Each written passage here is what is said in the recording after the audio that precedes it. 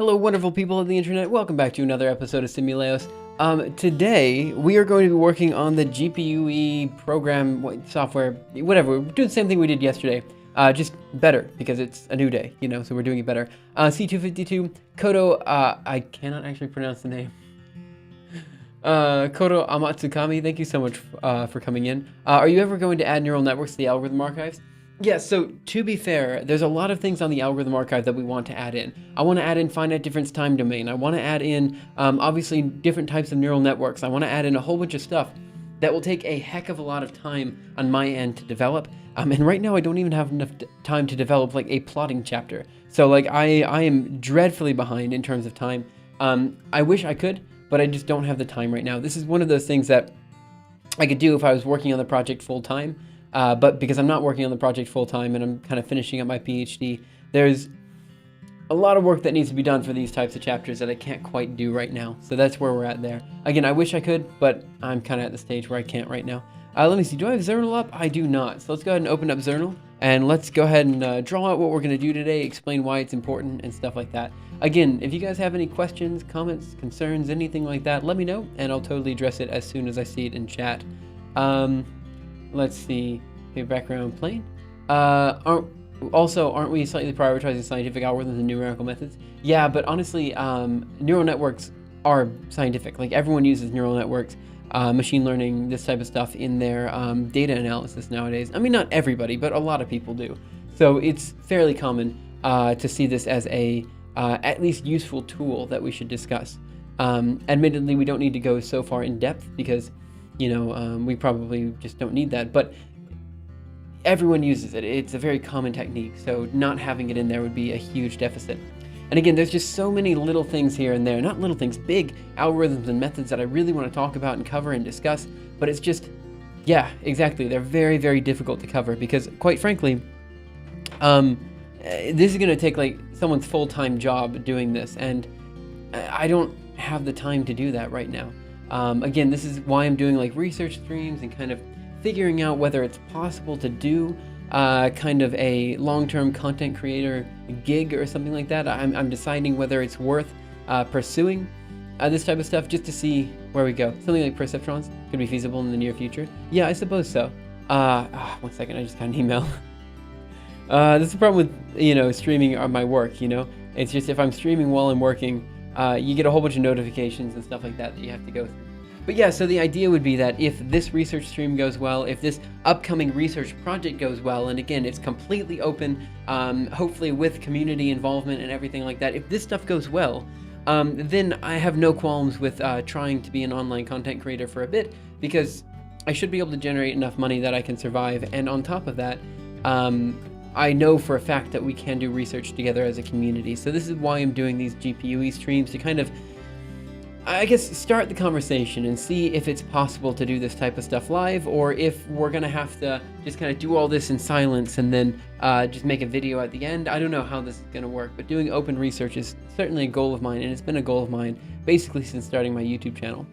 Okay, so as of yesterday, we were doing GPUE development streams again. It's been a while, but hey, I'm glad we're back to it. The idea is that GPUE is a GPU-based gross PDF equation solver. So let's go ahead and describe what that means. First of all, the GPU, oh, that was meant to be a G. Let's try that one more time. GPU. This is a card you have on your computer that is really, really good at solving massively parallel problems. That is to say, there's a whole bunch of very, very small cores that allow you to do very quick computation on each individual core. Like, it basically allows you to do a very small amount of computation on each core. But there's so many of them that if you split up your problem into a bunch of little parts, you can send each little part to an individual core, and these cores will do the computation basically in parallel. And that's great, because that means that you can do things much, much faster than you could on a typical central processing unit, which has fewer cores, although each core is more powerful.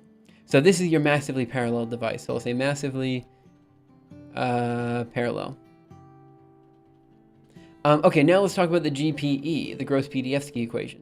Let's go see. Are you going to stay in Japan after your PhD ends? So that's the question, right? So I'm going to be going to MIT in the next few weeks, and I'm just going to see what's going on there. Like if I like if I like the people there and they're willing to offer me a job to work at MIT, I mean, there is no reason I should turn down a job at MIT. That's a wonderful job, and it does literally everything that I would want to do. It just doesn't have the emphasis on open science, you know, so I certainly can't turn that down. But if I don't get that job, then I'll be staying in Japan for a bit longer after my PhD is done, if only to find another job.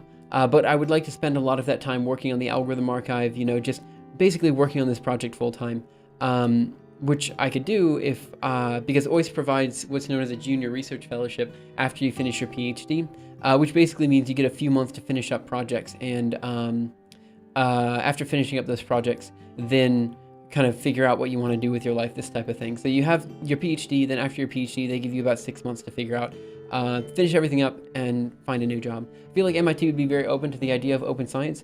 In principle, yes. In practice, I need to talk to people, see what they want to say. I would guess, and though I'm not sure here, I would guess if I move to the US, I probably can't keep the same stream times, right? Because 5 o'clock a.m. Japanese Standard Time is going to be 4 o'clock p.m. MIT time. So what I could do potentially is ask them to do a GPUE Development stream or something like that at the end of the day.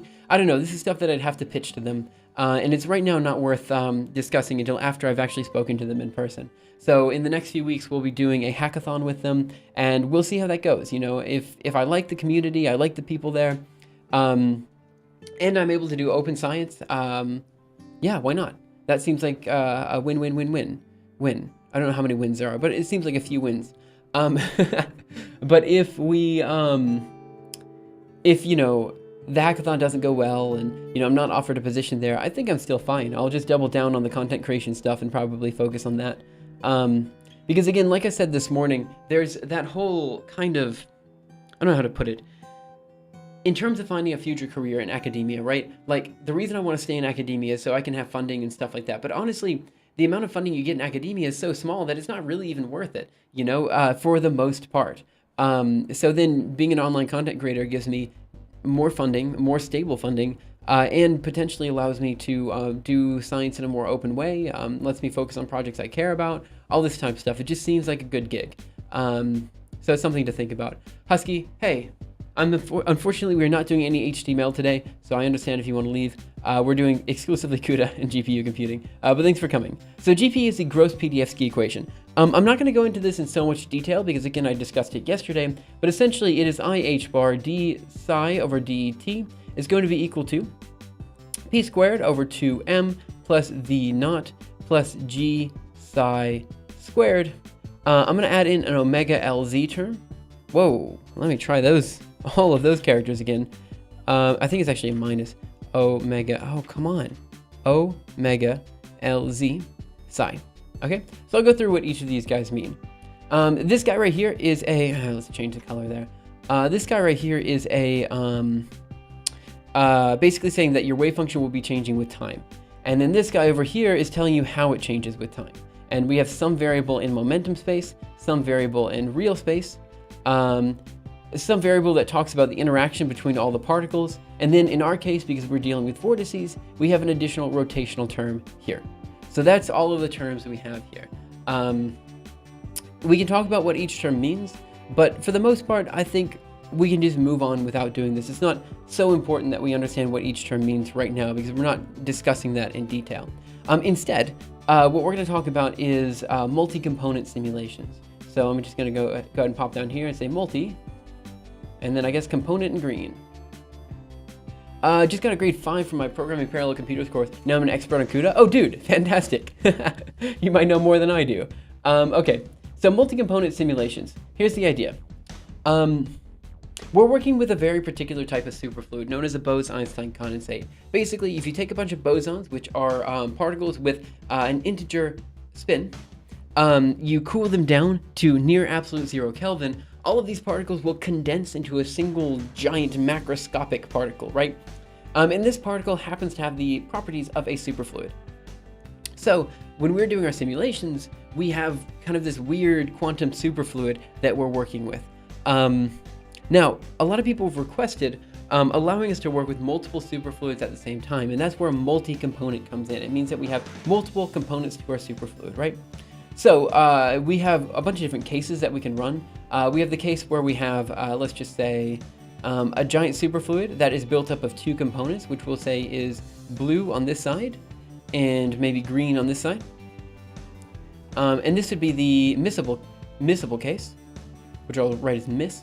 But we also have the immiscible case where these the two fluids are kind of mixed together. So we have blue and green together in the same case. And that would be the immiscible case. And there's a whole bunch of really cool stuff that we can do with this superfluid system, right? So if we have more than one superfluid, all kind of working together with other superfluids in the system, we can maybe find ways to, use one superfluid to push around the other superfluid. We could maybe find some way to mix them in some weird way. I don't know. There's a whole bunch of cool research in this area. So because we've got, again, the fastest superfluid simulator that we currently know of, it's kind of worth adding in the multi-component stuff. And this is where things get a bit challenging. So right now, here is what we found yesterday. So we have this wave function variable up here, right? So this variable here is our wave function, right? The wave function is some sort of array, which is just going to say, it's just going to be a double star, we'll say, which we'll say psi, okay? Now, we need an array of these arrays, so we're going to do maybe a double star star psi is a good way to put this down. So we'll say double star star psi. That's what we'll say. Right? So we have an array of arrays, which would be our wave function array that we're working with, right? Now, I'm an awful programmer. So what I ended up doing was I half implemented this wave function array. So I went through the code base. Again, it's tens of thousands of lines long. And so I went through this code base and I implemented a wave function array variable, which is just wave function underscore array. So, and just got this to compile, right? Now, in order to get it to compile, what I did is I just assumed that we were always working with wave function array 0. So now what I need to do is just go back through, since we have something that is compiling, is kind of working, and update this so it's now going through wave function array of whichever component we're working with, which will be W for the component. So yesterday we went through and we looked at the initialization operators, the initialization of operators up here. So this would be the initialization of the wave function, initialization of the potential, initialization of angular momentum terms, all this kind of stuff. And now today we're going to continue doing that. It's going to be a bit of just grunt work coding, but that's how it goes sometimes. So feel free to hang out, chill, chat, do whatever you want to do. There's a lot of discussion to be had, so feel free to ask any questions you have. And I'll do my best to answer them as soon as I see them in chat. Again, I don't mind it being a bit of a more relaxed stream than this morning. This morning there were just so many people, it was kind of hard to keep up with chat, so I don't mind it being a bit quieter right now. I'm just kidding, I only did 3 of the CUDA assignments we had and didn't need to do more for the grade. Oh, rather than put my time into this DL project. DL stands for what exactly? Apple hates its consumers. I feel like some people in this community would challenge that statement, but of course it's deep learning. I should have known it was deep learning. Why did I, for some reason I read DL as like download project? I don't know, I just didn't click in my head. Yeah, some people would probably challenge the statement that Apple hates its consumers, but I do tend to agree with you that they have some somewhat shady business practices. Again, the only reason I see people use Apples nowadays, specifically MacBooks, is because people use MacBooks because it provides you a Unix terminal, and also Microsoft Word, so it's kind of a nice ecosystem because you get access to your supercomputers, but you also get access to all the software that you would expect, or most of the software you expect, from your Windows device. The only thing I like from them is Xcode.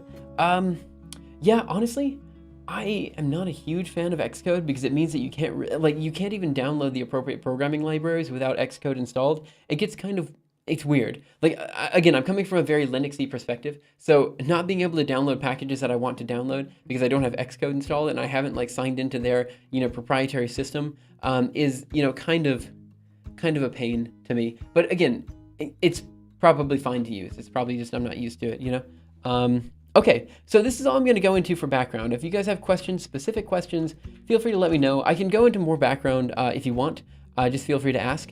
I just feel like again, this is more or less a work stream, so I want to get some work done. If you're wondering why I started the stream late, it's because right at 9 o'clock this morning, like I was about to press the start stream button and then get ready for stream. The air conditioning mechanic just kind of walked in the door and was like, hey, we're gonna clean your air conditioner. I'm like, okay, great. But you know, it just meant I had to start stream late. So I'll be trying to go from 10 to 12 today. And we'll just see how it goes. Again, kind of going for a relaxed atmosphere right now. So if there's anything you have or anything you want to talk about, just feel free to do so. And I'll try to chat and hang out and all that kind of stuff. So I'm already in the GPUE directory. Just for the record, I'm just going to run git pull. No, I think I already have everything pulled. So I'm just going to run cmake dot, and then I'm going to make it real quick. I'd rather learn how to use Python's Kivy library to make apps than buy a MacBook. What is it? I actually don't know what the Kivy library is. I've been using Solus for like a year now, loving it. Only problem is lacking is direct and easy to install CUDA support. Yeah, fair enough. React Native, everything. I don't know what Kivy is. I'm gonna have to look that up. I'm a bad programmer. Yeah. So I know that these streams, the GPUE streams, are always slightly less popular than my main streams, which is fair enough. It's at a different time zone, so I don't mind it too much. But what is this? Kivy runs on Linux. What is Kivy? Rapid development of applications to make use of innovative user features, interfaces such as multi-touch apps. Oh yes, this is beyond anything that I would touch. I don't do UI design. I don't do UI design at all. All right, so I'm gonna do a quick GPUE-U, again, just to make sure it all works, just a quick unit test. I'm gonna guess at this stage it works. I'm just gonna cancel out the last step. So basically the unit test does use a good bit. Actually, you know, this is weird. Let me run the unit test and let me also run GPUE. Let me just run watch NVIDIA SMI. SMI over here. So I'm just gonna run this unit test real quick, because the last unit test for some reason tends to take up way too much memory, and I'm not exactly sure what's going on. So we're using 228 megabytes, right? 234. It doesn't seem that bad. It's only using 234 megabytes, but for some reason it just slows everything down to a crawl visually.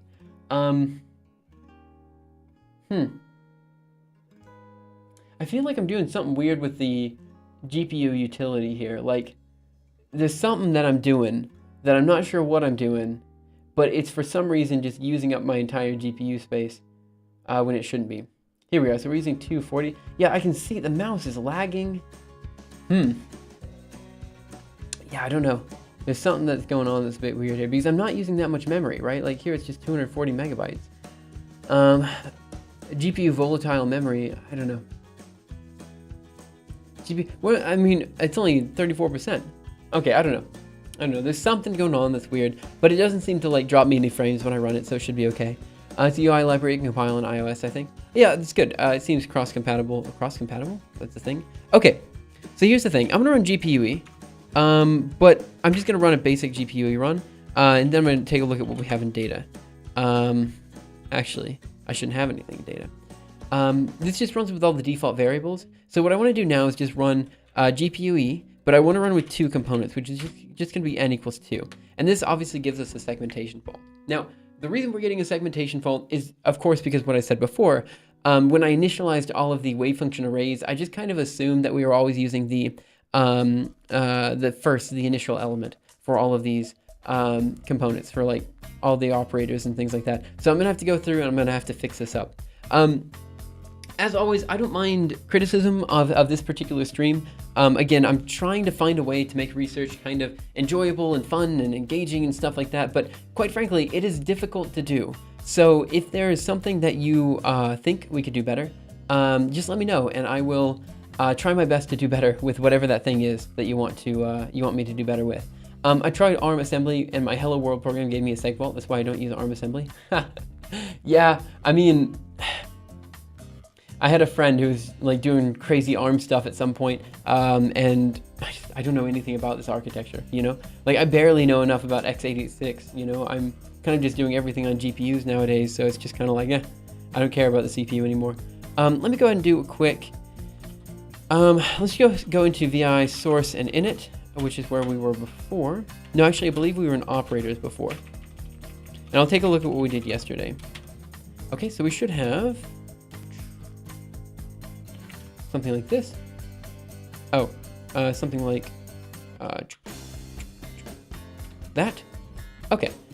Yes, this is what we did yesterday. So we added in this loop so that when we're initializing all of our fields, this would be the auxiliary fields, our potential, our kinetic energy space term, our gauge fields, everything like this, whatever we have, we are initializing them across multiple components. So now we have for w equals 0, w less than wave function number plus w. So now we have this iterator w that's going through, and now we just kind of go through and we update all of these guys. But it should be okay. Should be okay. L-star store. Now this is the thing. If we're doing an energy calculation, I would guess. I'm not sure exactly the best way to do this. So we're CUDA freeing each individual element, but if we're doing an energy calculation, we're actually storing the potential here. So this is something I have to think about in a bit, but I think for now it's okay. Because honestly, like I said before, if we're going to be doing an energy calculation, quite frankly, it's going to be using too much energy with multiple components. Hey Folster, how are you? Yeah, so I did, but then I ended up lying. The air conditioner mechanic left after like an hour, so I was like, or maybe 45 minutes. So I was like, we could do a stream for a few hours. When a CPU is virtualizing something, how does it stop the guest machine from executing whatever it wants? I have no idea. I don't do virtualization. Yeah, welcome. So we're just working on the same thing we were working on yesterday. If you've got questions, comments, concerns, feel free to let me know. Again, these streams are not particularly popular. I know they're not particularly popular, and also I make them less popular because I do a break in between the normal 5 to 7 stream and the GPUE stream, you know? So I think if I really cared about popularity here, I would just like move immediately from the 5 to 7 stream into the GPUE stream. But yeah, I'm not doing that because I'm just not doing that. So it's because, you know, I stream from 5 to 7 in the morning, and quite frankly, after 7, I just need a quick break. I need to eat breakfast, I need to go to the gym, do some stuff, and if I don't do that, just the whole day is kind of in a haze, you know what I mean? So I just need to wake up, and after doing a stream in the morning, I'm usually sufficiently hungry that I can just go to the gym, eat, and then get started on the day, you know? So I just feel like I really can't skip out. Like, I can't just keep streaming.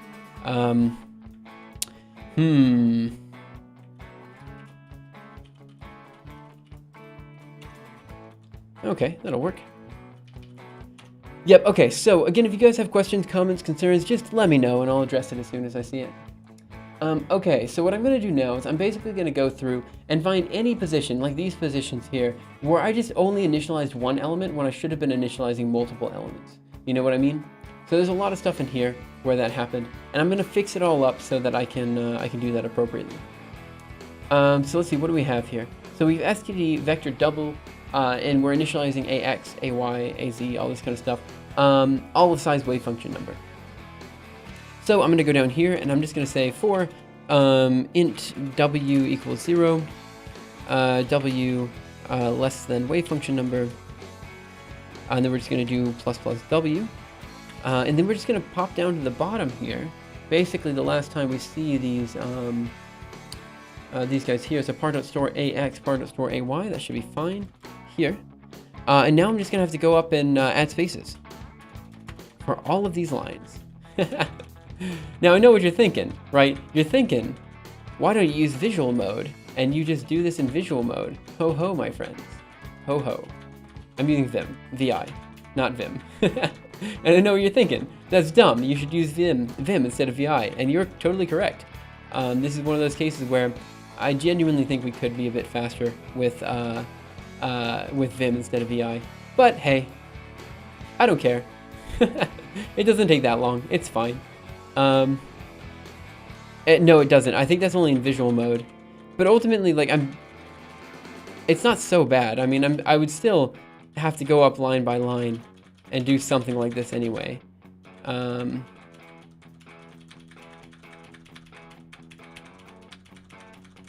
Yeah, basically. And I believe that's that. So let's go ahead and do for x, because I'm an idiot. So yeah, I'm just deleting some empty spaces. Okay, cool. So now we're going to change all these guys to W. I'm just going to go line by line, and I'm going to see what I need to do. Like if there's anything I can take out of the for loop, all this kind of stuff. So you added indentation to blank line there, I think. I did, and then I got rid of it because I did it a few times. Okay, so all these guys, I'm going to have to, I'm going to malloc all these guys, and then I'm going to CUDA malloc these guys, so I don't see a problem with this so far. File A, we're going to have to figure out what we're doing in the case that people write their own wave function, like they want to read in two separate wave function components. But that's a story for another day. For the day, right now, we're okay with just assuming that if people are reading it in, they're going to read in with a single component. Now, I know that's going to break it later, but this is the development branch, and I'm okay with having some kind of iffy development on the development branch, right? Because this isn't actually being used for any simulations that are actually being used for like real research or anything like that. This is just me kind of getting everything ready. In principle, I'm just getting everything ready for when the intern comes in July. So I need to have basically all of this stuff done before he comes so that when we implement the compressed sensing stuff, like my goal is to have my thesis done and to have all of the GPUE development done such that when he comes in July, we can just hammer out the compressed sensing stuff. I'm just going to pop this down to the next line. And that's the hope, right? Like I just want to spend basically the whole time I have available. I want to spend that whole time working on this project because there's a lot of stuff to do. And I would really like to get as much of it done as possible. Okay, so we're just going to have to change this to a W and these to W's. Okay, I'm just going to pop these guys down down to the next line. Again, I just like the whole 80 column rule. It's just nice because every terminal that you open up is already 80 columns, and usually I have more than 3 terminals up. I have like 4 or so. And that should be the end of that for loop. So this should, in principle, compile. Oh, no. Too few arguments in function call 852. Oh, no. I did something dumb. I forgot a comma. Dang it. Anyway, oh, I didn't tell you guys this morning about something that happened. Let me tell you guys about a story that happened yesterday. So it was a friend of mine. It was a friend's birthday yesterday.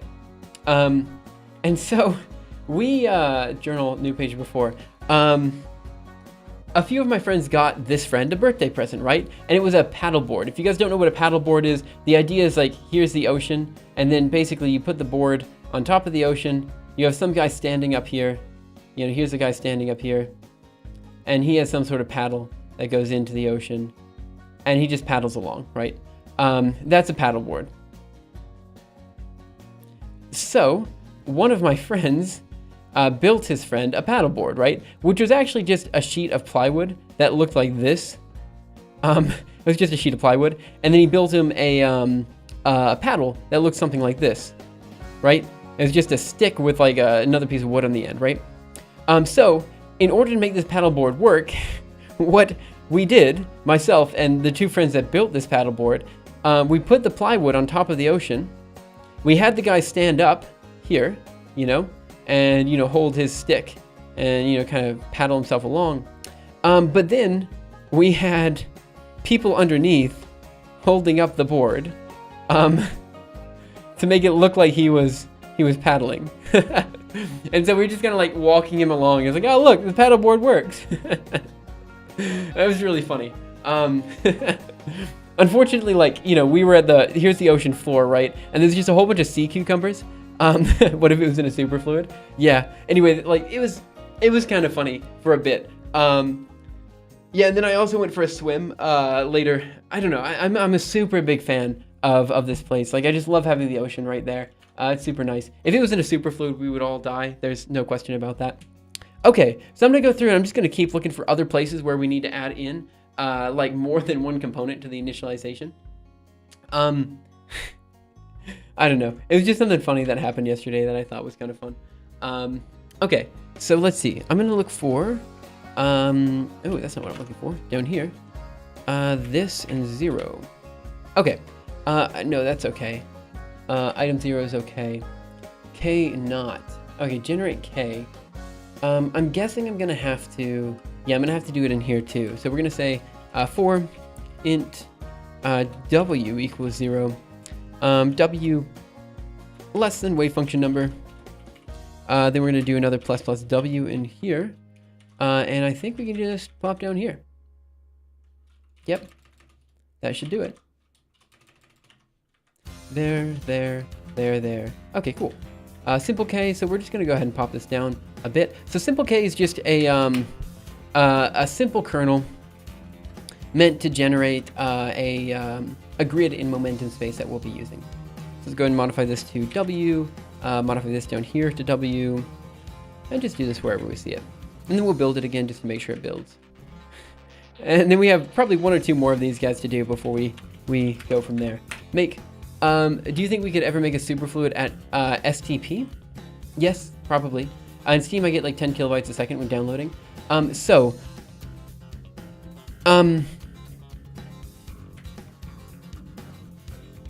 A boson-sign condensate, BEC, is generated with bosons, right? People have generated a BEC with photons. This is the light BEC. Let me look it up for you. So the light BEC, it's actually super interesting. Light BEC, physics, synopsis, boson-sign condensate, maybe. Let's see. Light boson-sign condensate, something like this. Yeah. So ultra-slow light and boson-sign condensate. Boson-sign condensate slowing light even further.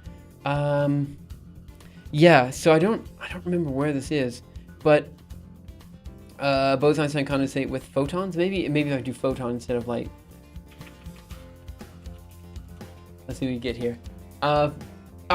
Boson-sign condensation of photons in an optical microcavity. I can't show it to you because, of course, it's in nature, but maybe it's on the archive. So let's just see what we got here. Einstein, yeah, okay, this will probably be it. Yeah, so you can condense photons, right? So if you can condense photons, wow, this is a very weird. Okay, whatever. Let me see if they have images in here. They might not. Yeah, they might not because it's nature and yeah, okay. Oh, here's some pictures. So here's a BEC made with light. And again, the nice thing about this is you don't have to be at near absolute 0 Kelvin to do this. I don't know all the nuances to this. I'll go ahead and send you this this archive link. I don't know all the nuances to this. Well, let me just send it. But in principle, yeah, you can generate it at standard temperature and pressure. I just don't know, all the details. And I don't know like how the vortex dynamics works. I don't know how different this is than a classic BEC, and not classic, but a normal BEC. There could be a lot of differences, or there could be no differences. I have no idea. This is kind of new research. It just came out a few years ago. I say new research than a few years ago. I guess it came out 2010. Okay, it's been a while. The guy who made this BEC, the light BEC, actually came to OIST. He's a really cool guy. I'm a big fan. So yeah, I'd look into it if you're interested. Again, I think it's cool, but at the same time, I don't know where it's going to go in the future. I guess we can look at what Martin Weitz probably has been doing up till now. Google Scholar. Let's see what he's been doing. So I think his whole lab is around the light BEC, right? So let's see. Measurement of hydrogen, boson-sign condensate of photons in optical microcavity. That's not even his most cited paper. Wow, interesting. So let's do year, and let's just see what he's been up to. Levitated cavity optomechanics in high vacuum, thermo-optical interactions in a dye microcavity photon boson-sign condensate. Yeah, so there's stuff. This is all experimental. I don't really have a good grasp on the experimental details here, but Oh, he only published one paper in 2018. Wow. Okay. Is that correct? Interesting. Let me see what his There's websites like, actually. That gives me nothing. It's fine. It's not too big of a deal. I shouldn't be stalking researchers. I just always do. Interesting. He published a lot in 2017, but he didn't publish very much in 2018. Interesting. Maybe he was on sabbatical? I have so many papers I need to read. Yeah, I genuinely enjoy reading papers. It's a lot of fun. I mentioned this morning. Like, if we stopped publishing papers, I don't know what I would do. I just read so many. It's what I spend most of my time on. Okay, so let's keep going and let's see what else we need to fix here. So let's just look for more of these cases where I was being an idiot. Item 0, again, that's fine. Oh, Oh, fine. There we are. N, item 0, item 0, item 0. Okay, good. So we fixed up basically the initialization step. This should be okay. 1 second, I got a notification. Oh, okay, fine, fair enough. Whatever. Okay, so yeah, it looks like the initialization step is ready to go then. So I'm gonna run GPUE-N2. Boom, it ran, look at that. Ha! And you guys said it wouldn't work. No one said it wouldn't work. I'm pretty sure everyone said it would work at some point, but like, you know, I just like to be. Okay, anyway, let's go. So I'm gonna run the same simulation we were running yesterday.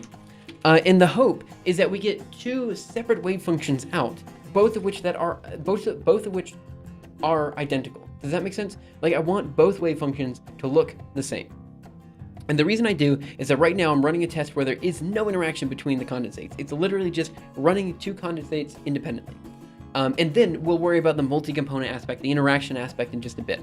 Cool, so we got something that's kind of working. Pretty excited for that. Let me just do a history, and we'll just grep GPUE. And let's see what we got here. So it looks like 441. Let's do 440. And while this is doing, I'm gonna run a, oh no. Oh no. Let me try running it without the L command and see what happens. Could not execute plan QFFT, plan 2D. Let me try running it without the second component. Yeah, okay. What happened? Why is it breaking? I know why it's breaking. It can't execute plan QFFT, plan 2D. So what's happening is we have this library known as QFFT. It basically works off of, or works like FFTW, which basically means you create a plan, and this plan executes whatever FFT you want to execute, right? So we created a plan for 2-dimensional Fourier transform on our system, right? And for some reason, it doesn't like this plan. So maybe there's an issue specifically with 2D GPUE. So what I'm going to do is I'm going to run GPUE here, and I'm going to run just with 2 components. Runs just fine. Now I'm going to increase the dimensions to 2. Could not execute plan QFFT 2D. Okay, cool. So for some reason, the 1D FFT transform is working, the 2D transform is not. That's fine. It's another bug. We're making progress. You know, with every single bug we squash, we're getting closer and closer to... You know, sometimes I just start sentences and I just hope they find their way, you know? Like, I have no idea where I was going with that sentence. I was just hoping I would find some sort of, like, cool analogy there with bug squashing, but I didn't. So I'm just ending that sentence and hoping that the next sentence I make will make more sense. Okay, so now we got this working. QFFT plan 2D.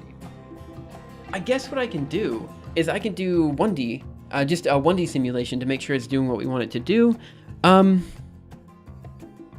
But I think maybe I should just keep working on this plan 2D stuff. Yeah, so we'll keep going. We'll try to get the 2D simulation working today. That's what I'm going to be doing. By the end of today, what I want to have is 2 separate Bose-Einstein condensates being simulated and being output in such a way that they look identical. Like, I want both simulations to be the same, right? And for the record, the simulation I'm looking for, let me cd into pi. And I'm just going to run the last Python, hopefully. There we go. I'm looking for this simulation here. And again, this is a simulation we ran yesterday, where basically we have our Bose-Einstein condensate, our superfluid here, and we've got a bunch of small tornadoes in our superfluid kind of piercing the condensate here. And then with every time step, we just see it moving slightly, you know? And this is what I'm looking for. So I want both wave functions to look like this. And then tomorrow we can come back and deal with the interaction between the multiple components.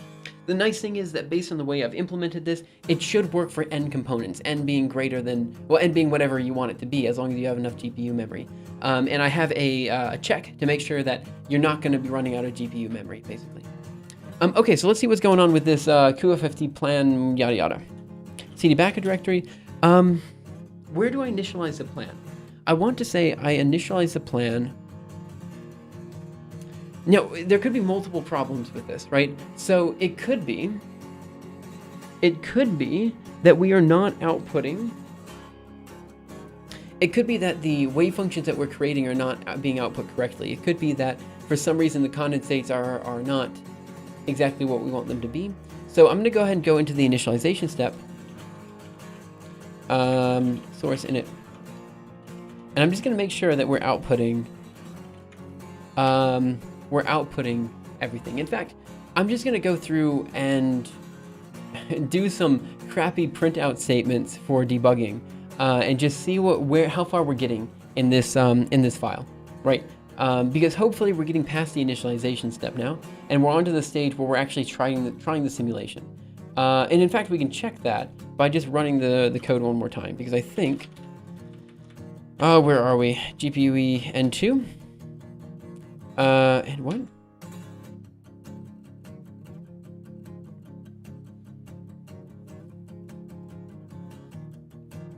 Did that just work? I thought we were having an issue. Could not execute plan QFFT plan 2D. Oh, it's N2 because, yeah, we have to do the C2. Okay, now this one should fail. Okay, so writing initial variables to file. It is failing after writing initial variables to file. So let's go into VI source init, and let's just look for writing there. Writing initial variables to file. So that means that we're pretty far down yeah, so we've got all the variables generated then. So now it's just a matter of writing them all to file. Nice, okay. So we're getting there. We have all of the wave function, everything generated. We just are not writing it out correctly. And so I'm going to go ahead and write it out correctly so that we get the appropriate wave function out. And then after it's done being written to file, let's see, actually, one second, let me see. Could not execute plan QFFT2D. This is probably where we're failing, right here. Mate NASA is live streaming. Oh, is it actually? Nice. Where is NASA? Could you send me a link? We'll probably raid them at the end of stream then. Because I think it's super cool to see people like that. What is this for exactly? Looks complicated. Yeah, so I'm a researcher. Oh, it's on YouTube. Okay, I see. So I'm a researcher that studies computational methods for better simulating superfluid systems. So this is for research into the area of superfluid turbulence and stuff like that. That's what we're working on here. And yeah, we're using CUDA for GPU computing, and the reason we're doing it is just because it's useful for, you know, superfluid turbulence, which can be useful for classical turbulence, which can be useful for a number of different fluid dynamics problems. In many ways, super fluids are close to ideal fluids, you know. And so if you have an ideal fluid, which is like a basic fluid that works without viscosity and has a few other principles to it, you can kind of understand some things better about classical fluids. It's also really useful for magnetohydrodynamics, and just understanding any system where superfluids are in real life, you know. That would be boson-Einstein condensates, neutron stars, stuff like that. So, okay, so this is probably where the error is occurring, right here.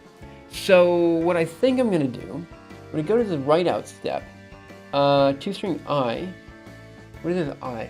For I less than wave function array.size. Are we already writing this out? Let me just go ahead and do ls of data. We have wave function 0. Yeah, so we're not writing out wave function of 1 at all. At least it doesn't seem like we are. Because this guy should be writing out... Oh, no, we are. Look at that. Look at this. So we have AX, AY. So, okay, we are outputting everything except for the initial wave function. Let's check all the other variables, and let's see what's going on with all these other variables just to make sure they work.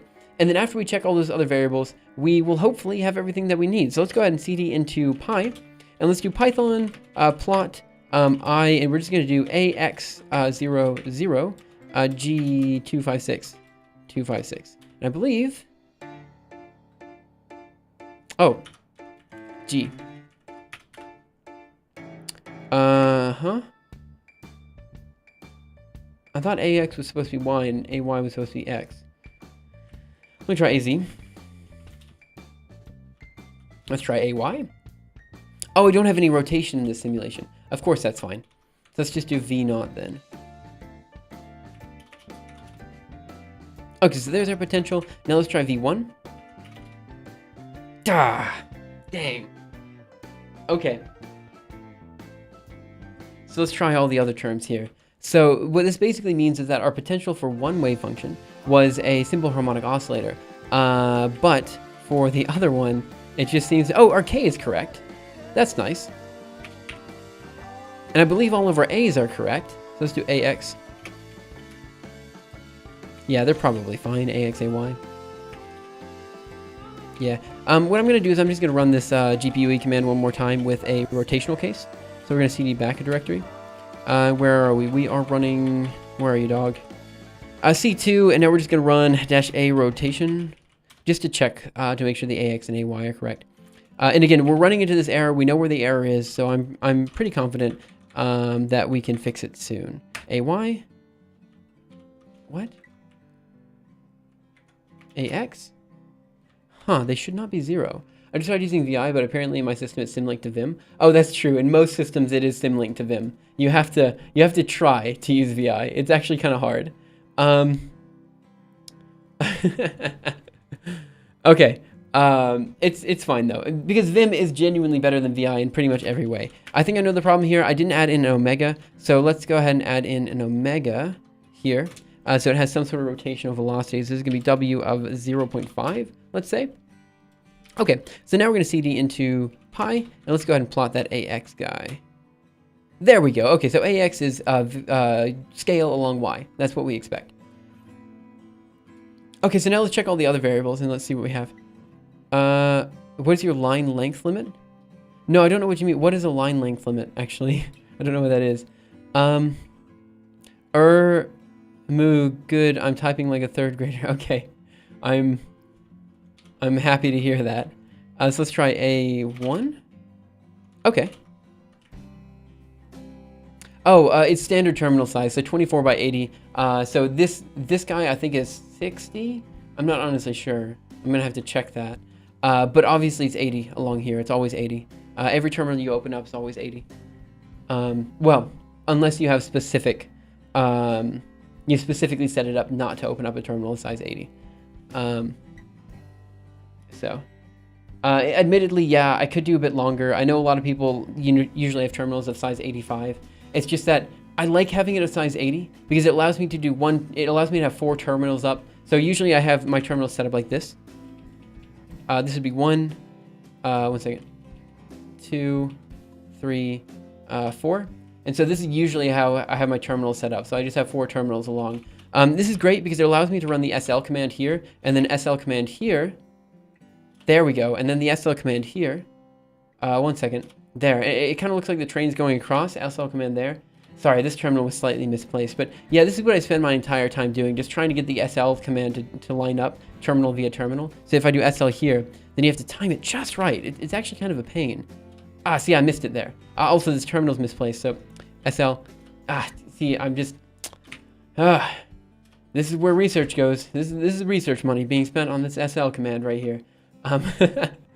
But no, I usually have my terminal set up like that, and I like that because it at 80 columns it's about right. So one of these days I'll make you laugh at my bad joke. Okay, fair enough.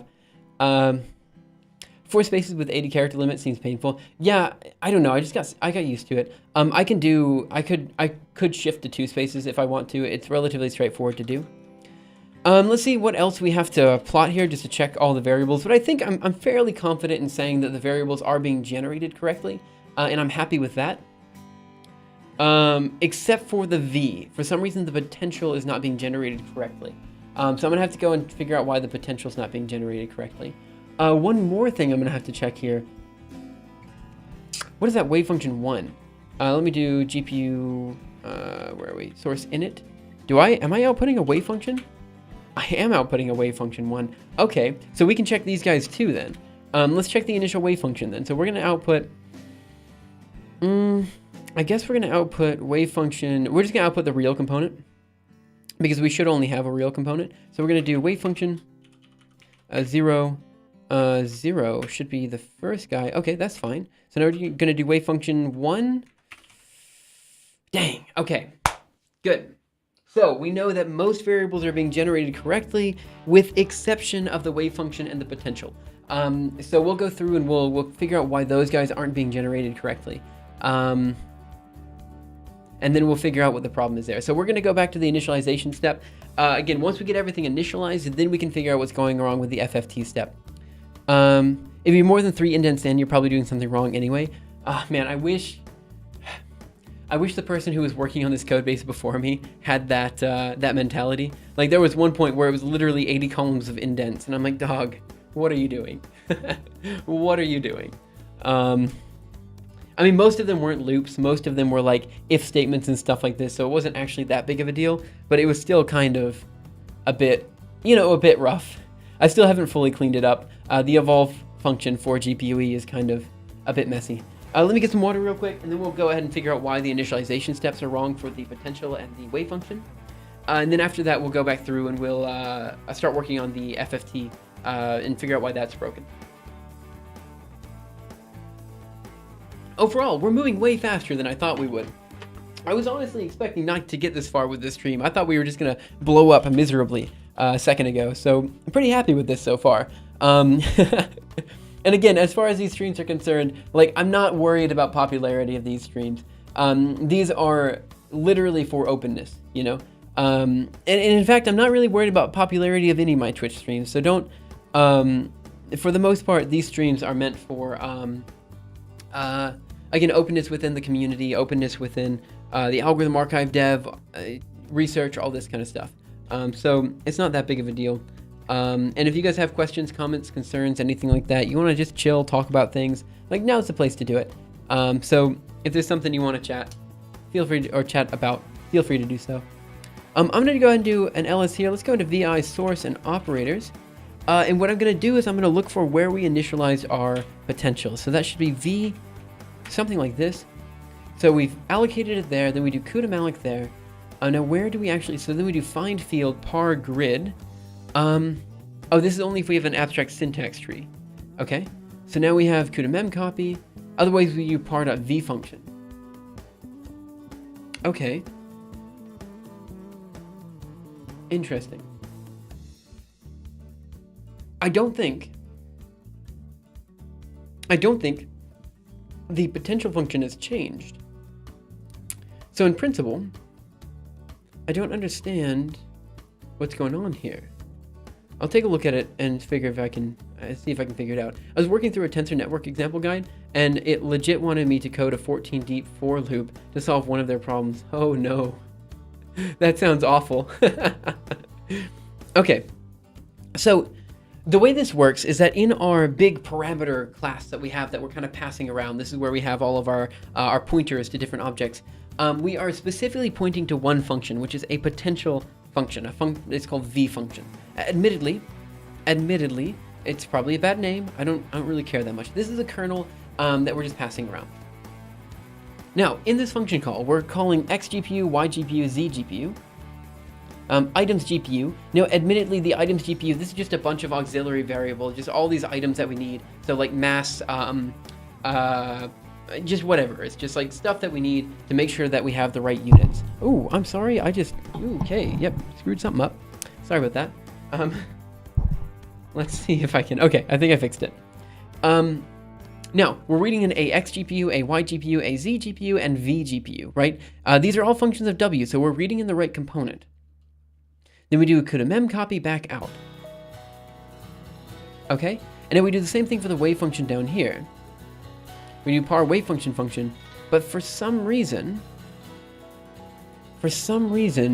these don't work with the second component. They only work with the first component, which could be a problem with how we're outputting it, or it could be a problem with other things. So let's go here and let's take a look at where we're outputting the wave function.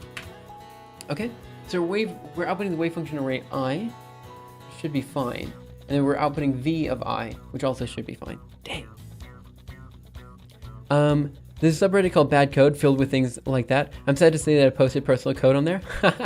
It happens. Everyone writes bad code, right? Like, the trick is just not to defend bad code. If you have bad code and you've written bad code and you know it's bad, don't defend it, you know?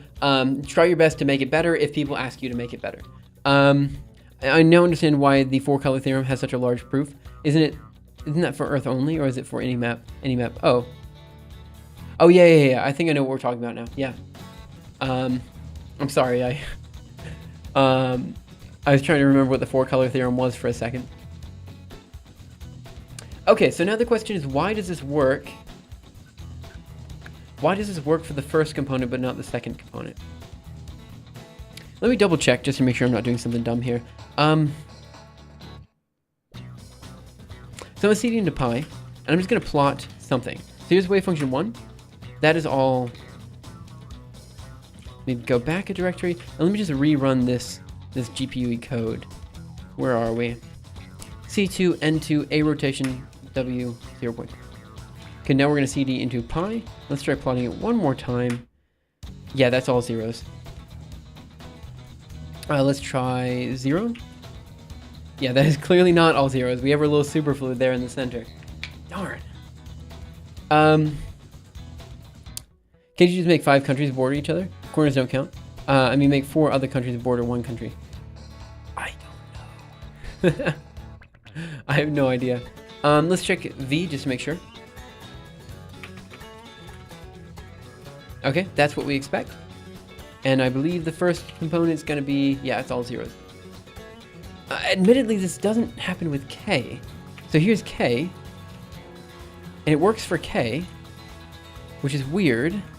So that's what we want for K. If I look at K of the first component, K of the second component, they're the same. Okay, so let's go back a directory. Let's go into VI source and operators. And let's look to where we're generating the wave function array again. So we're just going to look for, oh, that was what I meant to do. V here. Oop. V there. Okay. And I think we generate K. No, we generate K separately. That's correct. Okay, so where do we generate K? And let's see if there's a difference between how we generate K and how we generate V and the wave function. There's no way to have 5 regions all touching each other on edges. I mean, yeah, I've got a feeling. Yeah, I don't know. We'll see. I'm interested to see where this discussion goes. GK. GK, GK, KKK. Here it is, down here. So we do KW is equal to double star malloc, size of double G size, CUDA malloc, and then we run our simple K kernel here. PX, PY, PZ, math, KGPUW. Is there a reason?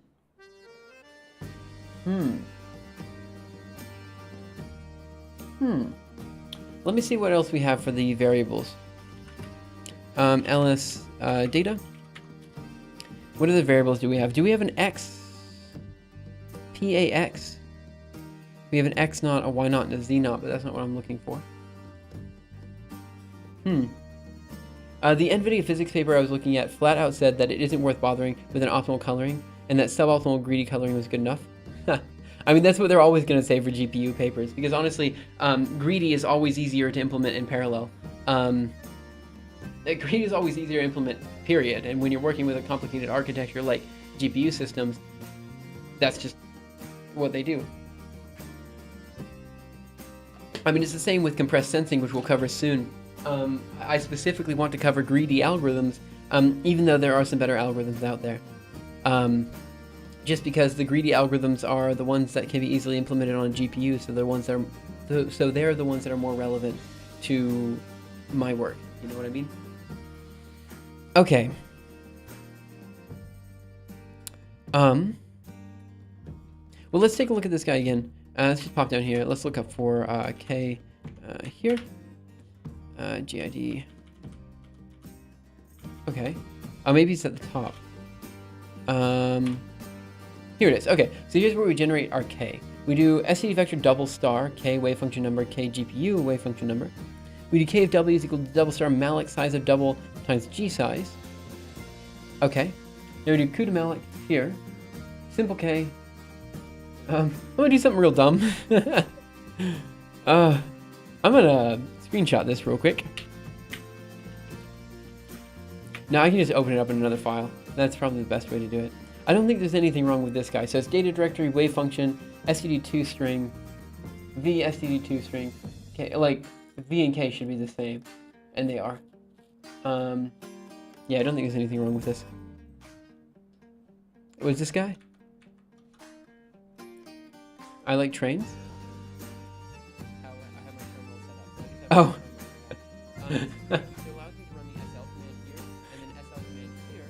Yeah. Oh man, the SL command's one of my favorite commands. I heard you SL. Oh, I do though. Okay, so let's take a look at the. Okay, so there's two things that could be wrong here. One could be that when we're running the kernel for the v and the wave function, could be that something's wrong with one of these variables that we're reading in. I don't know. We'll just kind of go through and see what we have here. Oh, well, that's kind of a pain, isn't it? Let's go ahead and remove a space here. Wow, look at that. I'm sorry, I'm tired. You can, for example, have A, B, C, and D touch E, but then you're guaranteed to be missing at least one board of A, B, A, C, A, D, B, C, B, D, or C, D. I don't know, guys. So let's keep going. K-ring rotation. Let's go for wave function. Actually, what I'm looking for is V there. Okay, so we did the malloc, size of double times G size. That's fine. And so we should have another malloc down here. Wave function array. Double is double 2 malloc size of double 2 G size. 5W. Yeah, this should be fine. Are those triple CUDA angle brackets CUDA thing? Yeah, so this means that we're configuring the kernel that we're calling. So we're calling it specifically with a particular grid. So we're running with a certain set of parallel cores at a particular moment in time. So this is configuring that.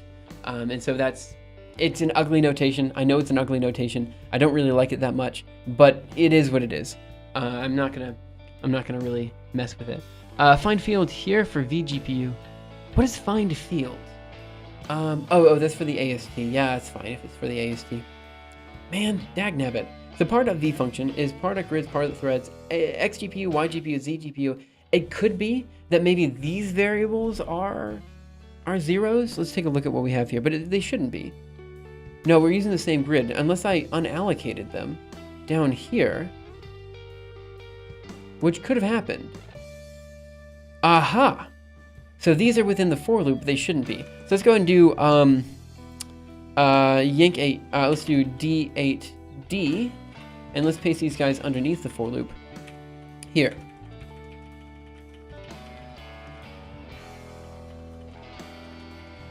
Okay, good. Let's go ahead and write that. Quit here, write and quit here, make, and then we'll give this guy a run. And now we're going to run this guy similar to what we ran before. There. And now I'm going to check the variables out. So we're going to cd into pi, and let's see what the last Python plot was. We're going to do v1. Bam! Look at that. Exactly what we want. So now we've got our harmonic oscillator trap. It's just a 2D harmonic oscillator for the second component. Presumably, if we do more components, this works. But I'm going to check that real quick. So we're going to do n equals 3. Actually, let's go crazy. Let's do n equals 4. Whoa, look at that. Okay, so now we're going to cd into pi, and let's double check just to make sure this works the way we expect. So let's do v3. Good. Okay, this is exactly what we want. Let's look at wave function 3.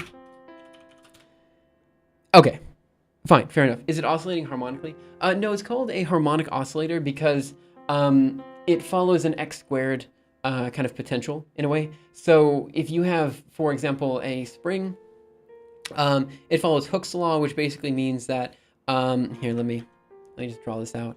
So let's say we have a let's say we have a wall here, and there's a spring attached here, and there's a block here, right? So there's a point when it's at rest, and basically as it moves away from this point, there's some sort of distance x, right? So its energy is related to kx squared, right? So it's like some sort of, it's like Hooke's law, and basically this x squared appears a lot. It's called a harmonic oscillator because it, we have this oscillation effect of the energy as it kind of moves back and forth. And it's, it looks like this. So if you have a ball that's here, it's just going to roll back and forth and oscillate back and forth for all eternity. So it's just something like this. My bad. I'm done. No more of this. Is there a rule about every country having a border to each other? No, but if you only have 5 countries, then they would have to force a 5 coloring. Yeah, that's what he was saying before, which is why I was interested in your discussion here. I wasn't sure where you were going by saying that you couldn't have 5 colors at the same time. I was like, certainly you can have 5 colors. But, okay. So cool. So we have these guys initialized correctly. I think what I'm going to do is go ahead and commit what we have now, just so that we have the save state to work with for the next step, which is working with the FFTs. So cd backup directory, let's do git status real quick. We're just going to git add, I should just be able to do source dot git status, git commit dash m, fixing initialization for multi-component operators and wave functions. That's not how you spell wave functions. Initialization, good. Okay, git push. I should be git push origin development. Cool. Okay, so that's a good bit of work done today. I'm pretty happy with that. And we'll keep going for another hour, I believe. And just kind of see what we can get done, I'm interested in your guys' opinion on what you think, how the stream is going. Again, I know I asked this a lot. I'm very interested to hear what you guys have to say. Because again, we are doing super kind of arcane stuff. This isn't stuff that people can just jump into. You know what I mean? And so the question is, how exactly do we do research in a live and like engaging way? I don't know. I'm doing my best, but we'll see. That's kind of what I was anticipating, something like this being drawn. Your earlier streams pretty much all end up in the middle of my classes this semester. Oh yeah, okay, and I assume this time works because it's a bit later for US people. Beautiful Victorian house found in Humboldt County, California. Wow, look at that. That is a beautiful Victorian house. Can't believe it was found in Humboldt County, California. The real horror? Oh man, I'm begging please. Oh no. Oh no. I'm gonna get out of here. Okay. So yeah, so these streams are pretty good for people in US time zones, I think. That's allowed, but C and E don't have to be the same color. Oh. Imager most viral is a very deep rabbit hole. Yeah, I honestly, I don't usually browse Imager too much. I do browse Reddit a good bit, but mainly R politics. I do R politics a lot. Wait, let me take a look at this image again. Because of A. No, I think Fulster might be right. You might be able to do 3, right? Because the idea is you just don't have any 2 colors touching. So you could do red, green, blue, green, blue. Are you able to comment on the new Alabama abortion laws? I mean, I'm gonna be honest. I don't have a firm opinion on this, and I think that's okay. I think it's okay not to have a real firm opinion on the future direction of everything. You know what I'm saying? The truth is, the statistics for abortion laws are very, they're very biased towards one side or the other, right? Some people say that, a lot of people frame this as an attack on women's rights. And I just don't know if that's true or not, because I've seen statistics all over the place. I've seen statistics that say that both women and men are about 50-50 on whether abortion should be legalized or not. And it doesn't seem to be a gender issue. It seems to be just people don't know what they think about this issue. And because of that, it's kind of a mess. I'm in a way pro-choice just because I don't have an opinion. And if people have a strong opinion, I feel like they should have that, the right to do what they need to do. I mean, obviously not late-term abortions, but I have trouble. I don't know. I have trouble with this one. I don't have a firm opinion. As far as the Alabama thing, I think honestly it's a bit sleazy for Republicans to try to overturn Roe versus Wade in this way. I think that's quite bad. But again, I'm just so. I think that is sleazy. No doubt. It is a sleazy thing to do. Whether it's an outright affront on women's rights, I think the fact that they didn't make an exception for rape and incest, I think that's a really, really weird thing that I would have certainly had an exception for this. But I don't know. Alabama's a place where people want to, legalize morality. So they think that, you shouldn't be having sex outside of marriage. So if you have a kid that you don't want, that's your problem. You shouldn't have been having sex in the first place, So it's just a different culture, and I'm not a big fan of that mentality, but that doesn't mean that people don't have that mentality, That's my stance. I don't have a firm stance. I'm against the law. I'm against the bill. But at the same time, my entire family is for the bill, and I know plenty of people in my family simply will not vote Democratic because they feel all Democrats are baby killers, I feel like I don't really want to go so much more into this. If you have questions about Alabama politics, I'll do my best to answer, because as someone from Alabama, I have a bit of an understanding of, people from that state. But that's about all I've got. So sorry, Zadison, if I don't have a firm opinion on this.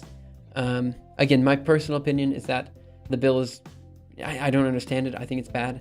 But on the other hand, everyone in Alabama thinks that way. So it's kind of, thinks that it's not okay to have abortions under any case. So it's just kind of, I don't know.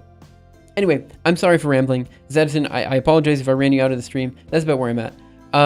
I had to sit through hearing that evolution was just an idea last Sunday. Look, in my science class, I was told that evolution was just a theory. I was told the Big Bang is basically saying, God said, let there be light, and bang, it happened. There's a lot of just weird, not creationist, but I'm sure there is creationist philosophy somewhere in Alabama school systems. But there's a lot of, I guess, ignorance of science in even my science classes as I was growing up in Alabama. And it sucks. It sucks because, you have people who are just sitting there and saying that, evolution doesn't exist and all this kind of stuff. But I don't know. There's really not much. I don't know how to fix the situation. Me and Destin from Smarter Every Day have been talking about it because we're both from Alabama, and we've thought about doing something like to revitalize education in Alabama, like to maybe start up an open science institute or something. But it's hard. I don't know how to fix it. It's such a hard problem to fix. I don't even know where to begin with it. So if you guys have ideas of how to, revitalize education of low-income areas in the United States, please be my guest to talk about it. I'm very interested. I just don't know how to do it myself. And that's where we're at there. Zadiston, are you still here? I'm sorry if I ran you away with that answer. That was a bit rambly, and I apologize for that. I think I think that it's contradictory where they say that there is no proof of it, while there is also no proof of what's inside the Bible. I'm not going to make this a religion versus science argument, because I'm somewhat religious myself. What I will say is that for people who staunchly believe in the Bible, they don't need proof that the Bible is correct, because they usually, and again, this is a usually thing. I know that when I was incredibly religious when I was younger, I thought this too. You need to have faith in the Bible, right? You need to just believe the Bible is true, and having blind faith is always seen as a good thing for many people who believe in particularly Christianity.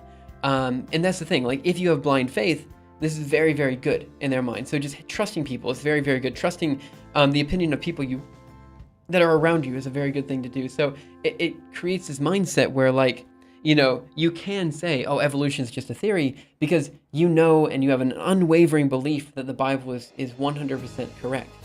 And that's how it is. If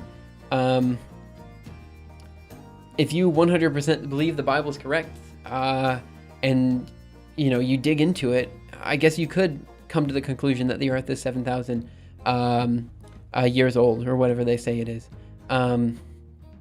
It is a stretch, I think, from anyone's perspective, but I suppose you could come to that conclusion. And that's the thing. There's a lot of conclusions like that you could come to.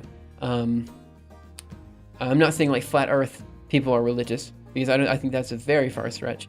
But I'm saying that it is difficult to. It's just a difficult place. I think it's a difficult region to talk to about science. Again, Huntsville, Alabama is a kind of diamond in the rough. It's a wonderful place. It's got, I think, one of the largest number of PhDs per capita. I don't know what it is. PhDs per the highest proportion of PhDs or something like that. It's incredible how many intelligent people are in Huntsville. And Destin from Smarter Every Day is from Huntsville. I'm from Prattville, good old Prattville, Alabama, which is mostly known for the fact that it has a paper mill, that is literally a few miles outside of Prattville's city, which basically means that it smells it smells nasty all the time, because the paper mills just emit a noxious odor at all times. Wilson Watson, thanks for following. I apologize that we're just kind of rambling about Alabama politics, but yeah, it is what it is, I'm not going to go so much more into politics or religion or anything like that. I feel like these are discussions that are best had outside of Twitch and maybe on Discord or something like that. So feel free to pop onto Discord if you're interested.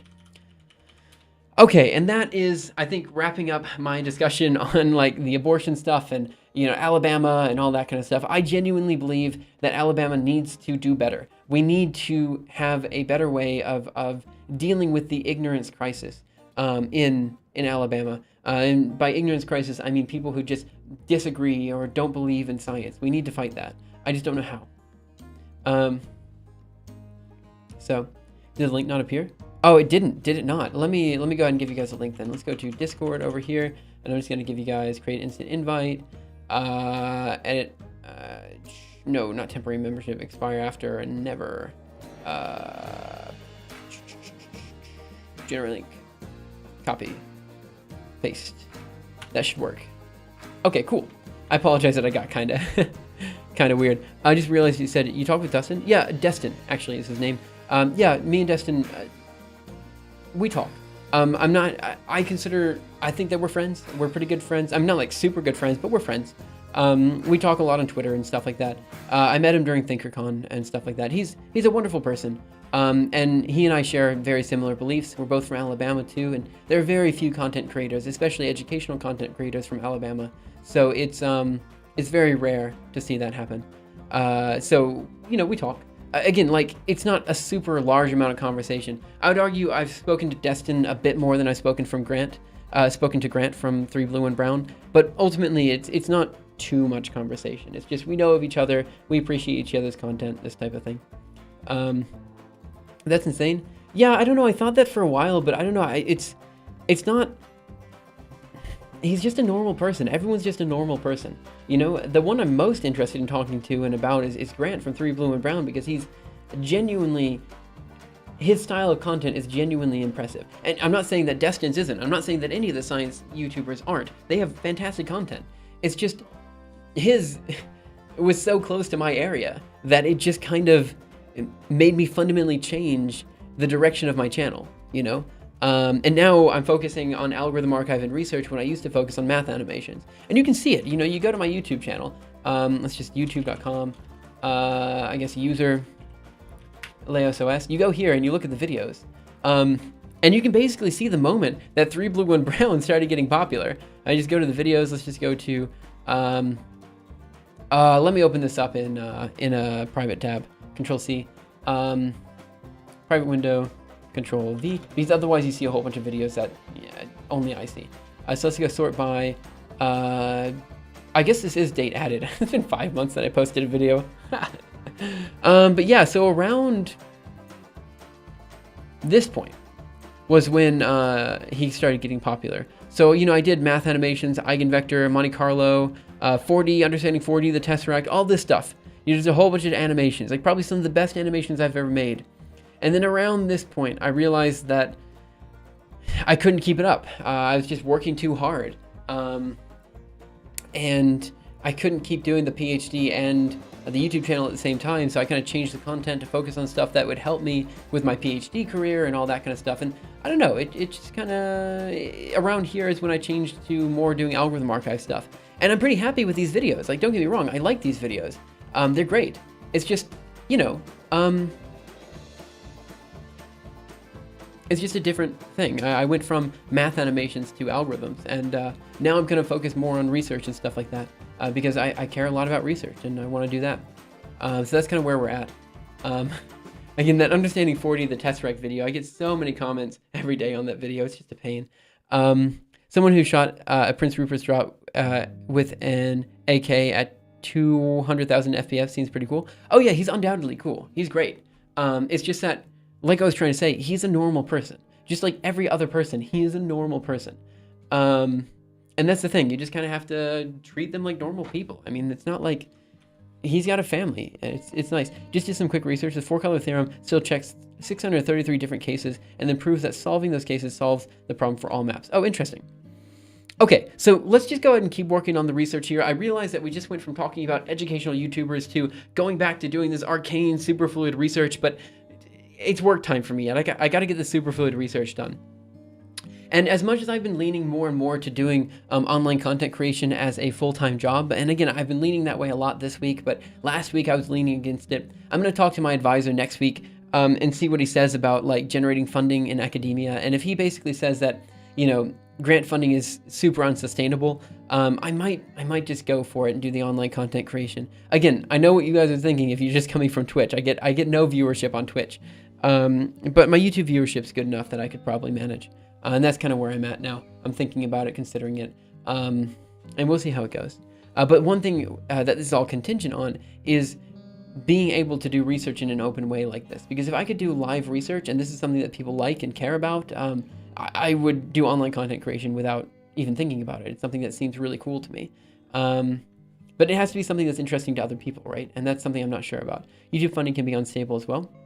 Yes, but Patreon funding is not. And the thing is, most of my funding will be coming from algorithm archive development, not from YouTube, right? So that's the difference here. And as much as it sucks, YouTube funding is actually more stable than grant funding, you know?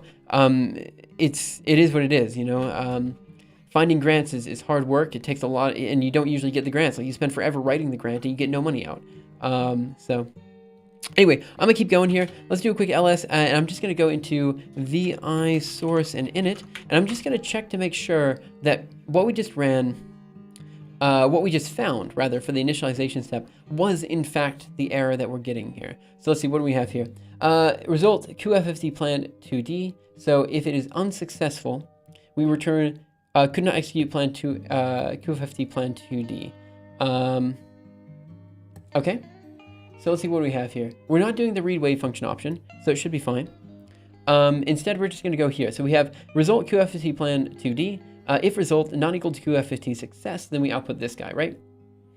So question is, why we're creating this plan and it doesn't seem to like this plan. So either there's an error that's already existing. There could be an error that's already existing and I didn't catch it, you know? So let me go ahead and check to see if that's the case, because I don't understand how this would fail. We're literally just creating a two-dimensional plan. Unless, wait a minute, is there a W across, like, is this whole thing? No. I thought maybe the problem was that the plan was already generated.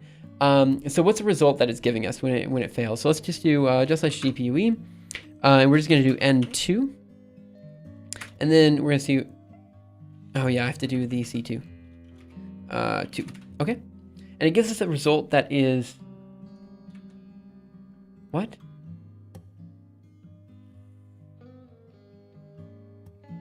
What?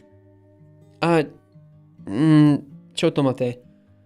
Let me just run GPUE, what we were going to run before. Let's do history, grep GPUE.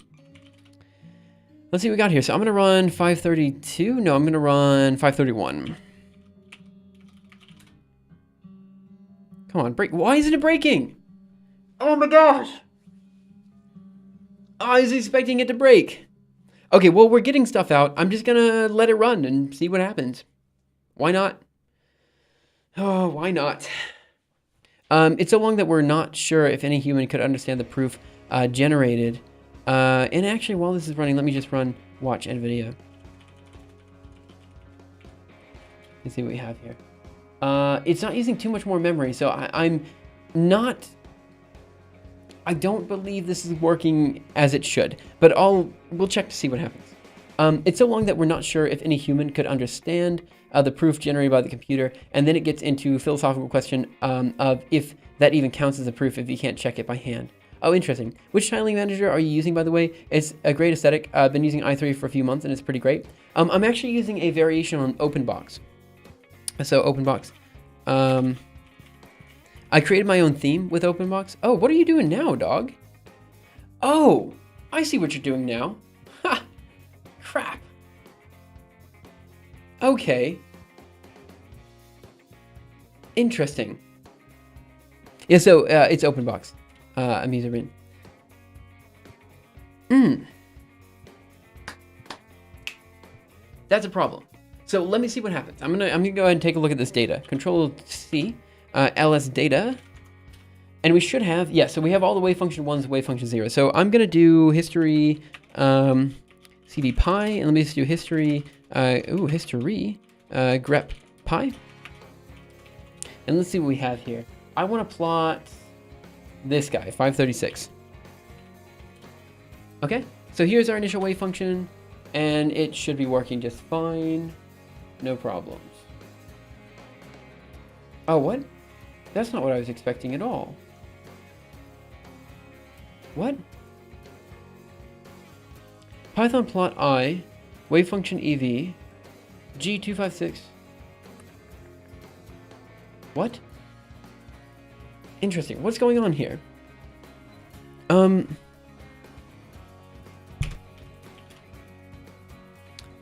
well, we're getting the same results with this guy, which is fine, I guess. But that initial state is wrong. What is going on? Okay, so what I was expecting to happen, let me run the same code that I just ran, okay? So I'm gonna go over here, Control C. I'm gonna go over here, I'm going to run the same code I just ran, except in this case, maybe I ran it on this terminal. Except in this case, I'm going to remove this n equals 2 line, or this n2 line. Oh, okay, I see the problem. I need a -l command here. Let me run this, make sure it gets me what I want, and then I'll run the other command. Good, let's see what happens. All right, nice. So we've identified a few errors here. The first error is that it runs one component and then the second component, when it should run two components in parallel. The reason it has to run two components in parallel is because if we're not running in parallel, let's say these two components are interacting with each other, one component could do something and then the other component could do something. And if you just evolve one component 1,000 time steps forward and then evolve the other 1,000 time steps forward, you're not going to get that interaction. So we have to do that. It's going to be a pain, but it should be okay. So let's see what happens. We're just going to run this one more time, plot it, see what's going on. I'm still getting a lot of comments on the popularity question. So basically I put a poll on Twitter not too long ago asking whether educational YouTubers should care about popularity. And I was kind of on the no side. I feel like educational content creators shouldn't care too much about popularity. But a lot of people seem to be like, no, educational content creators should care a lot about popularity, which is a bit weird to me, but I'm interested to hear everyone's opinion here. Okay, so this is what we expect to see. Nice. So let's go ahead and Control C. Hey, Uncle Bill, how are you, man? I hope you're doing okay. So I might just respond to some of these comments after stream is done. Okay, so let's run this one more time. Same thing we just ran, except this time we're going to run it with N2. So this is a two-component condensate, and we're going to see what happens. Again, we know there's an error in the runtime. It should run one component and the other component in parallel, but it's running it in series. This will be fixed in the future, right? We're not there yet. We'll fix it soon. But for now, it's okay. I'm going to go ahead and give it a run because right now we're just checking to see if we have the evolution of both condensates working. And then we'll worry about interlacing them, you know? So right now we just need something working. And then once that's working, we go, okay. On the one hand, increased popularity means a wider audience, but then it means that you need to appeal to a wider audience with your content. So I can see reasons behind your opinion. Yeah, that's exactly my problem. I think it's good that we had the discussion because I think 12-tone videos actually, he had the best response here, where he basically said, look, it's okay, being popular is a good thing, but changing your content in order to be popular is a bad thing. And I think that's generally what I agree with. Like, for example, 3 Blue and Brown, it's great that he's popular, and I think that's fantastic. But he's popular because, yeah, I'm obviously haunted by my Tesseract video. That is correct. I don't want another viral video, because if I get another viral video, the comment section is just going to start talking about my Lisp, and they're going to start talking about how, you know, they don't understand anything, and it's just like, well, this wasn't meant for you guys. This is meant for an audience of people who already have an understanding of calculus, you know? So, I don't know. All right, so we'll give this guy a run. We'll plot the first component and then the second component. I think it might be useful to break popularity into awareness and accessibility. I think awareness is important, but accessibility, not as much.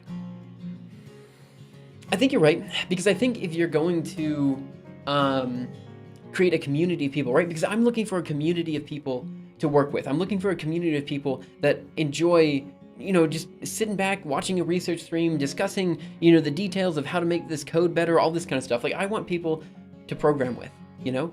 And because of that, my videos are kind of, I mean, they're not complicated, but they're not simple either. Like, they're videos that are kind of meant for people who have, already have like an undergraduate degree or something like this. Let me CD into pi, and let's go ahead and plot these guys. So we're gonna plot this guy. This is the 0th component, or the first component. It seems to be okay, what you would expect. Okay, and now the big problem. We're gonna do the first component. Yeah, look at that. Beautiful. Okay, so this means that we can run 2 components separately. Now we're gonna have to focus on interacting the 2, right? So we have one component and the other component, they're both running. This is great. I have no idea why it's working, but it is working, and that's a good step forward. So now we have the second component running. Great. I'm gonna run them a bit longer in imaginary time to see if we can get closer to the ground state of the system. So I'm gonna move back over here, cd backup directory. So this is gonna be a bit of a longer simulation, just about twice as long as the previous simulation. But I'm not gonna run anything in real time. It's just all gonna be in imaginary time. Here, and yeah, so the idea is that we're going to run these 2 components in imaginary time, which means that we're losing higher energy states, right? So we're trying to get to the lowest energy state of our quantum system, which is going to be the ground state. It's going to be basically all the vortices are going to try to come together and form a triangular lattice. They're not going to be able to do that because I didn't give it enough time. But what I want to see is that the final image of the first component is the same as the final image of the second component, because this would say to me that the simulation is working for both components relatively fine. I know 145 so far. Wait, what? You know, 145 digits of pi? That's crazy. There was a mathematician who calculated somewhere around 700 digits of pi. He's known for screwing up somewhere around the 500th digit, causing everything after it to be wrong. I mean, to be fair, right? Like, now you just do everything computationally. One of my old advisors, well, old teachers, he wasn't really an advisor. He apparently wasted like all of his compute time and all of his compute space just running a test to calculate digits of pi on complete accident. Like, and so he just wasted his entire compute space doing pi calculations, you know, which I find kind of funny. He got a call like later that day saying, hey, you wasted all your space, all your available storage on our cluster. And he was like, what? How? And he's just like, looked at his data files. It's just pi, like a whole bunch of digits of pi. I haven't bothered refreshing my memory past that in years. To be fair, like, I'm not very good at memorizing. Like, I'm very bad at rote memorization. So if I need to remember something, usually I derive it. I'm very bad at just like remembering things from scratch, which is why I did okay in biology, but I didn't do very well with like the pre-medical curriculum because it was a lot of just like memorizing this, and I just couldn't do it very well. I mean, I did it fine, but it was like, meh. I'd rather like do something a bit different. So cd into pi, and I'm gonna go ahead and plot these guys out. So we're gonna do Python plot, except we're gonna do the wave function here, and we're just gonna plot 10,000 time steps. Okay. So there's the initial guess. Again, our initial guess was absolutely horrid. It was just like some sort of weird Gaussian system. As we get further, we are evolving the system in imaginary time, losing the higher energy states. The first thing that happens is the wave function expands to fill the trap, right? Because the trap is like a cup that's this big, and we put water in it in a state that was like not correct. So it expands to fill the trap. After that, you start to see rotational effects. So in a couple thousand time steps, you see these vortices kind of appearing out here at the edges. Here they are entering the condensate. And this is where we stopped the previous simulation. We'll keep going. It doesn't look like much more is happening as they're trying to come in. So basically these vortices are trying to come in and form this triangular structure. You can kind of see what they're trying to do, but they're not quite making it there. So this is where it stops. So we're looking for this kind of same structure in the first component. Okay? Oh no, that was the first component. So now, yeah, okay. We're gonna look for the same in the 0th component now. Okay, yep, this is about the same. I'm just gonna keep watching it as it goes through. And I could make a GIF out of this and I could make it prettier, but it is what it is. Okay, nice. That is almost identical to the other one, if not identical. Good. Okay, so this means we have two components evolving in our system. And again, just to be clear of what we're looking at here, this is a quantum wave function for a superfluid system, and all of these little holes are little tornadoes that are piercing our condensate from the top to bottom. What I'm going to do is I'm going to run a three-dimensional simulation just to make sure that we don't have any further complications with 3D simulations. But I'm not going to... I guess I should plot these guys too. Move back a directory. And then we need to find some unit tests for this and all that kind of stuff, but this is for another day. So let's go here. We have C1. Oh, no. I want to look at the last GPUE command here. So now I'm going to do... Let's just do a 64 by 64 by 64 simulation. 64, 64, and then we're going to do Z of 64. And then we should do a C3 for three-dimensional coordinates. We're not going to run nearly as long, just 1,000 ground state time steps. And we're just going to plot out every 100. Let's do 1,001. Two components, Z of 100, this should run. Writing initial variable, this will take a bit, I don't know how long this will take, we'll see. Oh, it doesn't take too long. That'd be an interesting thing to see, someone deriving digits of pi by hand using Chudnovsky method. I don't know what that is. Oh, man. Oh, of course, stand-up math. I met him at ThinkerCon, he's such a cool guy. Man, I'm so glad we did ThinkerCon. It was just a wonderful place where like all the educational content creators got together and we just started talking about educational content. It was wonderful. He does a different method every year by hand. I figured immediately after I said it that someone probably has, but thanks for the link. Yeah, he's super cool. I'm a big fan. The Chudnovsky method is a state-of-the-art in terms of pi computation. Oh, is it really? Interesting. I assume you can do it computationally too. Okay, so what I'm going to do is I'm going to CD into data. Ls here. I'm going to diff something. I'm going to diff wave function. I guess it's just going to be 1 and then 0 with wave function 0, 0. And these should be the same. Nice. So now we're going to do wave function 1 const. Let's do 1,000. And with wave function. Oh, these are going to be lowercase. I'll lower wave function. Pop over here. Wave function again. Okay, wave function is 0. Come on. 0 const. And then we're going to do 1,000.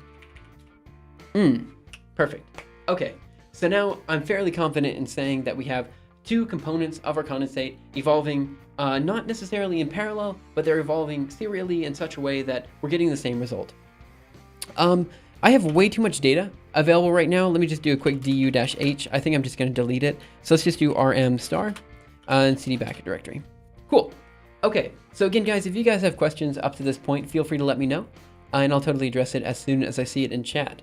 At this point, we can move further by finding a way to do both components in parallel, which shouldn't be too hard, but I need to kind of think about it a bit. Yeah, I need to think about it a bit. Or we can close shop here and we can come back tomorrow and work on that then. Because we made enough progress that I'm happy with the amount of progress that we made right now. And I feel like I don't want to spoil it by going any further, you know? Because the next thing could be a bit more complicated. So let me know what you guys want to do. I realize like asking to close stream early is a bit weird, but let's see who's actually online on Twitch. Let's see what we have going on. We do Jamie Pine, Go Pirate Software, Rocket Sage is live. Yeah, she's nice. I really want to go to ThinkerCon this year. I mean, it was great, but it was great, I think, for the content creators. Maybe not so great for the people watching, like not so great for the people who attended. But like the content creators there was it was a wonderful event where we just kind of talked to a whole bunch of people. It was great. I was such a big fan. I don't think I'll be invited this year, honestly. I mean, I know Destin, and Destin kind of likes me, I think. But outside of that, I just don't think there's enough reason for me to go. I did very well though last year. I got I got Oyst to start sponsoring video content. You know, I met a whole bunch of people. We did a live streaming session. We did a lot of stuff. So maybe I did well enough. It's just I haven't made any videos this year because I've just been too busy with my thesis. I'm going to be making a video this weekend. I know I said that last weekend, but I know I'm going to be making it this weekend. I have everything ready to go. I should just be able to make it, edit it, and be done within a day. Like, we have everything ready. We should be able to do it. It's going to be a discussion-y video, but it's going to prompt a new series on my channel about doing kind of research in an open way. So hopefully it turns into something pretty cool, you know? I'm interested to hear what you, before we leave, I think this is where we'll stop today. So let's do a git diff here. Never mind. Let's cd into source, and now let's do a git diff. Dag nabbit, man. Git diff star. What did we actually change? There's nothing changed. Git status. Modified makefile. Okay, interesting. I don't know why it's working now when it didn't work a second ago, but it is working. And I'm relatively convinced that it's working correctly for now. Things that we have to do in the future is we have to implement unit tests. Obviously, this is going to be a pain in the butt. I'm not sure what test we need to implement. What I'm thinking is that once we get the two components interacting, we need to find a way to measure whether they're like mixing or if they're not mixing. You know, and we have a measure to tell if they're mixed or not mixed. So if we have this measure, we can implement a test just to make sure it's working correctly. And then the other thing we need to do is get the actual interaction working. So I think tomorrow will be the day we come back, get all that interaction working, and then hopefully we have the multi-component stuff, in a sense, working by the end of this week. That'd be great. And then of course I've got to work on a paper when I get into work today and all that kind of stuff. So yeah. I think that's it for now. I'm interested to hear what you guys have to say about this Twitch stream, what you liked, what you didn't like, whether you think we should be doing more of these kind of research-y Twitch streams or not. I realize, again, we're talking about very arcane things and doing code that's quite complicated, and it's probably very hard to follow. I like the SL. That's the only thing that you liked in the stream. That's fair.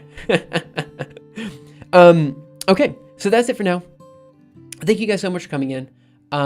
We can talk more in Discord. Again, I really want to hear you guys' opinion, and I'm very keen to do more of these streams. I quite like doing them, and I think we get a lot of work done, so I'm pretty happy with that. Let me go ahead and give you guys that Discord link one more time, and I think that's it. So we'll go ahead and raid Rocket Sage at the end here. So let's go ahead and raid Rocket Sage. And yeah, that's it. So thanks guys so much for coming in. Have a wonderful day, night, afternoon, morning, evening, whatever time it happens to be your time. And I'll see you around next time for the next episode of Simuleos, which will be at 5 o'clock a.m. Japanese Standard Time, when we do more stuff. I'm not sure what it'll be. And then we'll do another GPUE stream tomorrow. Thanks again, guys, and I'll see you next time. Bye, guys.